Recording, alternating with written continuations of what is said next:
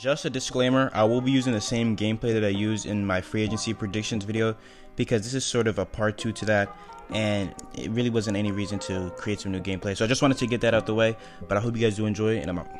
What is up, guys? It's So Sports back again with another video. And in today's video, I don't know how to title this, but it's like the best fit for each top free agent, basically. So for example, when I'm saying best fit, I mean best fit, the best opportunity for them to succeed. For example, the Milwaukee Bucks. Giannis is best fit, best opportunity to succeed is when he's on a team that has 4 shooters. That's what I mean. Examples like that. Well, not examples, but that's what I mean when I'm talking about best fit and best opportunity to succeed. So let's get into it. I'm just gonna do maybe the top 10 this time. For my last video that I uploaded 2 days ago, I did my free agency predictions, and I did a ton of free agents. I'm gonna just do maybe the top free agents, because there's no reason to talk about guys like Derrick Rose and Terry Rozier and Brook Lopez, KCP, Malcolm Brogdon, even guys like that. I want top guys. I'm talking number 1 scorer guys or number 2 scoring guys. That's what I mean when I'm talking about best fit. So getting into it, Kawhi Leonard, I think his best fit and best opportunity to succeed is with the Toronto Raptors. I mean, we see it this year. He went to the finals in his first year, and I don't think any other team can offer that opportunity. Maybe the Lakers, but that wouldn't really be a fit, I guess, considering he would want to be a number 1 scoring option and sharing the ball with LeBron. I don't know how the two would coexist. I think they coexist great, but not to the same extent that Kawhi can coexist in Toronto. I mean, in Toronto, he has his facilitator in Kawhi Leonard. In Kyle Lowry. He has a defense from guys like Serge Ibaka and Marc Gasol, OG Anunoby, even though he hasn't been playing all this playoffs with I forget what his injury is, but I don't think, isn't it injury or is it a sickness, something like that. But still, in guys like Danny Granger and Fred VanVleet, who can hit timely, great buckets, and then he has that second scoring option, and Pascal Siakam, who had a great game 1. He had 32 points. So that's what I think his best fit is. I don't see him leaving either way. It wouldn't make sense to me. So yeah. Next person I want to talk about is Kevin Durant, and this hurts me to say, but his best fit is 100% the Golden State Warriors. I mean, bro, talk about, what is this, 4 straight finals with him? Is it 4 or is it 3? No, this is 3 straight finals with him. He's their best player without a doubt. I think he's without a doubt better than Stephen Curry. Anybody that debates differently doesn't watch basketball. It just gives them the best opportunity to win, because you have the defense with Draymond Green, you have the shooting, and they have that great chemistry, which it seemed like they had day 1. So it wouldn't make sense at all for him to leave. If it was strictly winning basketball, it wouldn't make sense for him to leave. I mean, the Warriors would be title contenders for probably the next 4 to 5 years continuing after this one. But I think he's leaving. I think he's as good as gone, because I don't know, his ego in his mind is not the same as other people. He cares a lot about what people think about him. That's why he joined the Warriors, because people said he's not a winner, and he wanted to prove that he can win. But I guess he didn't prove it in the way that he thought. I don't know how you thought joining the Warriors was gonna make people happy, make people think that you're better than LeBron, because it just made you look lower than LeBron, because you had to join a team that had won 73 games to beat him. But I really don't want to get into that right now. So yeah, I just think his best fit is the Golden State Warriors. And I'm going to do the same thing with Klay Thompson. I mean, you've been there 8 years. The chemistry is there. It's a great opportunity to win. It wouldn't make sense for him to leave too. That's his best fit, 100%, the Golden State Warriors. Because unlike other people, this may be a hot take, but this is my opinion. I don't think Klay Thompson is a number 1 scoring option. Because he can't dribble. He's a great off the ball player. Off the ball offense, he comes around screens a lot, but with players, number 1 options, you have to be able to dribble and play make, and most of the other guys can do that. KD can play make, Stephen Curry, Kyrie Irving, LeBron James, Giannis, Kawhi to an extent this year. Kawhi did start being able to play make more this year, but guys that are great with balls in their hand, basketball, you know what I mean. But I don't think Klay is that. I think Klay is a great off ball player. I think he will always be a great number 2 guy. I don't think he'll be a great number 1 guy, because I feel like it would probably be easy to guard him, because he's not a playmaker. He's not a ball handler. He's just a shooter. So yeah. And next on my list, I have Jimmy Butler. Now this one's kind of tough. I was torn between 3 teams, but in the end, I think the best option for him is the Los Angeles Clippers. Now, hear me out before you guys rate me in the comments or whatever. I think the Clippers would be a great team for success. I mean, you talk about a team who's the AFC, push the Warriors to 6 games. You have that grit and grind on that team. Guys who maybe were looked over and have a point to prove. Guys like Patrick Beverley, even though he's a free agent, I would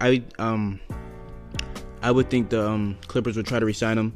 Montrezl Harrell, he was great off the bench this year, and then they just have a lot of underrated guys that are just great team like pieces. Like Shai Gilgeous-Alexander, he had a good rookie year. He's only gonna get better. Landry Shamet proved himself in the playoffs that he was great. You got the scoring from guys like Lou Will and Danilo Gallinari. And it's just an overall great team. And you have enough money for Jimmy Butler. And I think Jimmy Butler is the player that they're missing, a go-to scorer. I know Lou Will is already their go-to scorer, but I mean, Jimmy Butler is obviously a better clutch performer. He's better in the clutch. He's more of a scorer than Lou Will is. Well, maybe not more of a scorer, but I think they complement each other well. And you can't have too many like go-to guys. Jimmy Butler is definitely that. He was that go-to guy for Philly. You see what he did for them in the regular season and in the playoffs. And I think he'd be great for this team. I think Jimmy Butler is literally what this team is missing. A go-to guy. A go-to guy. Obviously, they have that in Lou Will, but you guys know what I mean. Jimmy Butler is their go-to guy. He would 100% be their go-to guy if they did sign him.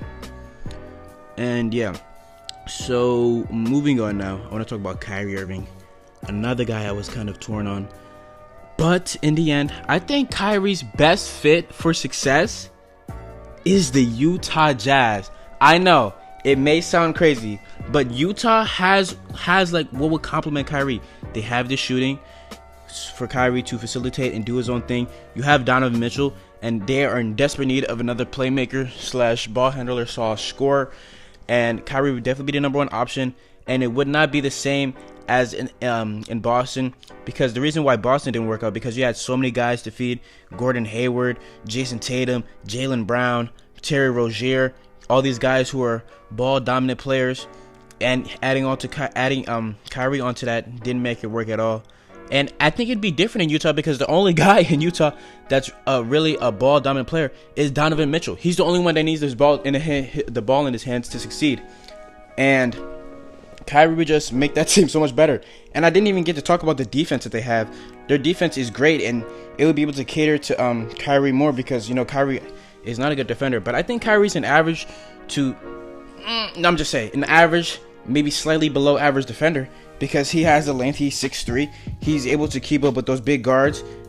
And yeah, I mean, just think about it. Kyrie, Donovan Mitchell, Joe Ingles. If you can sign a spacer at the 4 and then Rudy Gobert, that's a great 50-win team at least. Well, maybe not 50-win team at least, but that's definitely a playoff team. 100%. They would give teams problems considering their defense, and they'd have that scoring 1-2 punch too. What every team needs to be successful. It just makes sense. So next on my list, I have Kemba Walker, and his best fit. When I think about this, it gets me excited. His best fit is the Indiana Pacers. Just think about it. Kemba Walker with Victor Oladipo. Oh my goodness, that would be a great backcourt, 100%. And it's not like both of them are old either. Kemba is 28, 29-ish, but Victor Oladipo is like, what, 25? So even if it doesn't work out the first season or the next season, you guys still have maybe 2 or 3 more years to make it work out. You have the offense of Kemba and the offense and defense of Victor Oladipo, and they wouldn't like getting each other's way, considering Kemba is a great off the ball player. It just makes sense. And the defense, think about it, Victor Oladipo, and then in the paint you have Miles Turner, who's 100% a great defender. I think he led the league in blocks per game. He should have made an all defensive team, but I think the reason why he didn't make it is because probably the minutes that he played, or I don't know if he played enough. I think he did play enough games. I don't know why he didn't make it. That was just dumb to me. But Kemba on the Pacers would be so great. And if you add some shooting around him, re-sign maybe Bogdanovic. I don't know if they had enough money for that though, but that team would be special. That team would be great, especially in the East too. That's definitely a top team in the East. Maybe the top 3 or 4 seed. The East is looking good. The East is looking good. And moving on, the last person I do want to talk about,